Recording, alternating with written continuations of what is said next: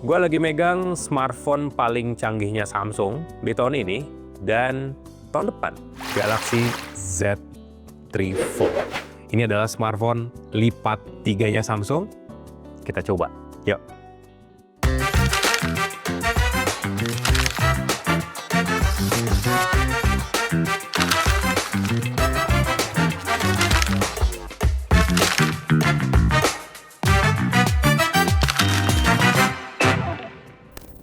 Jadi ada banyak hal yang menurut gue canggih ya di Samsung Galaxy Z3 Fold ini. Yang pertama menurut gue yang kelihatan jelas lah ya, desain. Karena menurut gue desain dari smartphone ini udah kayak next level sih. Kalau kalian lipat smartphone ini ya mirip kayak smartphone mainstream pada umumnya ya, yang punya satu layar. Karena ketebalannya sendiri cuma 12,9 mili dan bobotnya ya 309 gram. Emang lebih berat dari smartphone pada umumnya, tapi ya seenggaknya mirip-mirip lah ya. Kayak kalian pakai iPhone 17 Pro Max atau Samsung Galaxy S25 Ultra dan kalian pasangin casing yang rigid, yang tebel gitu. Ya mirip-mirip lah. Experience pakai smartphone ini ketika dilipat sepenuhnya. Tapi keajaiban teknis kelihatan banget ketika smartphone ini dibuka sepenuhnya. Sisi paling tipisnya itu ada di bagian kiri, 3,9 mili ketebalannya, dan sisi paling tebal ada di sebelah kanan, di sisi kamera, itu 4,2 mili. Bahkan Samsung Galaxy S25 Edge atau iPhone Air bisa geleng-geleng kali ya, karena ini jauh lebih tipis. Padahal baterai dari smartphone ini tuh udah 5600 mAh. Kenapa bisa tipis? Karena baterainya dibagi 3. Ada 3 kompartemen baterai di Samsung Galaxy Z3 Fold ini. Secara konsep lipat-lipatannya ini beda dengan Huawei Mate X-T. Karena Huawei Mate X-T itu lipatnya keluar. Kalau Samsung Galaxy Z3 Fold itu ke dalam.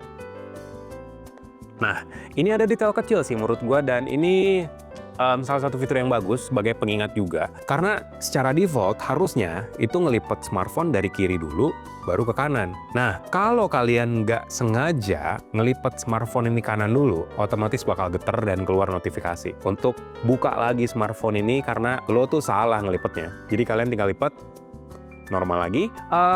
Karena lipetannya ke dalam, otomatis konsepnya pun beda. Jadi ada 2 layar di smartphone ini. Layar bagian depannya itu Dynamic AMOLED 2X 6,5 inch, 120 Hz, HDR, resolusi tinggi, tingkat kecerahannya 2600 nits, dan udah dilapisin sama Gorilla Glass Ceramic 2. Jadi mirip kayak Galaxy Fold 7. Di bagian dalamnya layar 10 inch. Resolusinya tinggi juga, refresh rate-nya sama, tingkat kecerahannya juga sama dengan layar bagian luarnya. Tapi ya kurangnya satu sih, konsep lipetan ke bagian dalam yang diusung oleh Samsung Galaxy Z3 Fold ini. Kalau Huawei, kalian bisa dapetin 3 mode layar. Mode layar paling kecil, menengah 2 layar, dan 3 layar sepenuhnya. Tapi kalau ini, ya kalian cuma bisa layar luar dan layar bagian dalam. Sementara kalian nggak bisa ngebuka setengah layar kayak gini. Jadi harus full. Nah, ngomongin soal dapur pacunya, ini udah pasti rata kanan lah ya, Snapdragon 8 Elite for Galaxy. Jadi bukan 8 Gen 5 ya. RAM-nya 16 GB, terus storage-nya sampai 1 TB. Baterainya seperti yang gue bilang tadi, 5600 mAh dengan fast charging 45 watt, terus wireless charging 15 watt, udah support reverse wireless charging juga. Tapi bukan itu yang jadi fokus gue sih, karena percuma layarnya gede, percuma speknya rata kanan, kalau secara fitur biasa aja.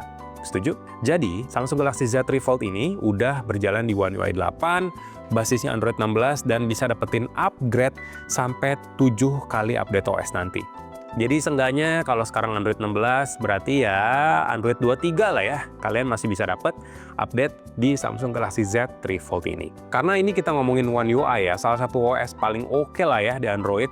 Kastanya udah tinggi, dan integrasi Google yang sangat mulus. Jadi Gemini, Circle to Search, ada Galaxy AI lengkap di sini. Dari mulai Object Eraser, Interpreter, Writing Assist, Notes, Browsing Assist, dan lain sebagainya ada semua di Samsung Galaxy Z3 Fold ini. Dan yang menarik, smartphone ini tuh jadi yang pertama dari Samsung yang udah, smartphone pertama ya dari Samsung yang udah punya Samsung DeX Standalone. Jadi biasanya kan fitur Samsung DeX maksimalnya di tablet karena layarnya udah gede juga.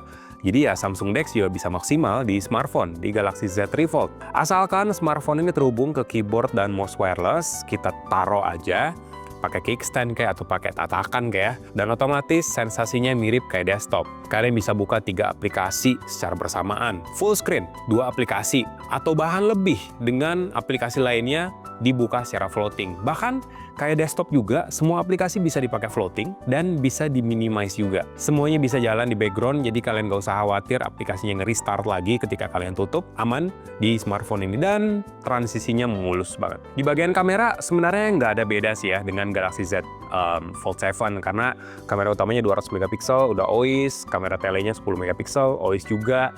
Kamera ultrawide-nya 12 megapiksel, ada autofocus, dan masing-masing di layarnya ada kamera selfie 10 megapiksel. Jadi ya mirip lah ya, kayak Galaxy Z Fold 7. Tapi ya, salah satu yang gue suka dari smartphone lipat, khususnya kamera adalah kalian bisa selfie pakai kamera belakang. Dan kalaupun selfie pakai kamera depan di smartphone ini hasilnya juga oke, karena bukan under display kamera ya, ini bentuknya udah punch hole, jadi kameranya udah bagus juga secara kualitasnya.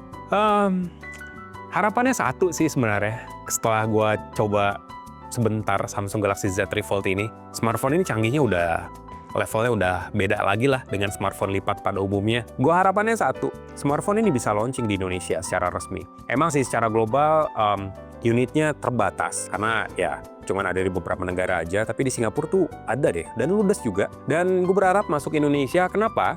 Karena pertama, ini seperti menegaskan kalau Samsung itu merek smartphone yang terdepan, yang bisa ngebawa inovasi terakhirnya, inovasi terkininya ke konsumen di Indonesia. Apalagi smartphone ini udah chipsetnya udah rata kanan lah ya istilahnya, Android, ada Google pula, dan Galaxy AI-nya ngebantu banget buat produktivitas, meskipun harganya emang mahal. Kalau nggak salah tuh harganya bisa tembus 40 jutaan. Dan yang kedua, HP mahal mana sih yang nggak laku di Indonesia? Udah pasti laku.